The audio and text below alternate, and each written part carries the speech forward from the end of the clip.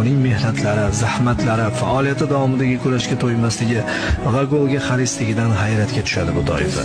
Uning golgacha bosib o'tadigan masofasidan tortib golni nishonlash ham bu toifaning zavqini o'ynaydi. Ular uchun bu dahodan boshqa futbolchi yo'q, u yagona. Futbol yoshidan asta-sekin uzoqlashib ketayotgan bu yigit portugaliyalik yulduz Cristiano Ronaldodir. 2003-yili Manchester United libosini kiyib maydonga tushibki, uning parvozi tinmagan. Shu paytgacha dunyo shu yigit atrofida aylanmoqda. Shunchadan buyon stabil o'yin ko'rsatayotgan daho taslim bo'lish nimaligini bilmay kelayotir. Ko'z o'ngimda mana degan yangi yulduzchalar 1-2 yil yo'qolib, izi ham qolmayotgan bir davrda bu yigitning shuncha yil o'zgarmasdan bir xil tura olishi haqiqiy mo'jizadir. Mayli, odamlar nima desinlar. Uning shaxsiy hayotidan, maydondagi mug'ombirliklaridan turli rivoyatlar to'qishsa to'qiyversinlar. Menga buning mutlaqo farqi yo'q.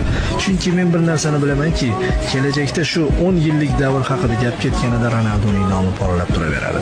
Bundan buyon uning o'yin sur'ati pastlab ketsa, ajablanmaymiz albatta. Biroq bu narsa baribir tarix sahnasida Ronaldo degan siymoning daholiga zarracha bo'lsin ta'sir o'tkaza olmaydi.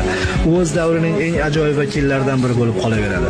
Bugun u haqda eng yomon so'zlarni gapirayotganlar ham 10 yillardan keyin farzandlariga Ronaldoning o'yinlaridan bahra olganliklar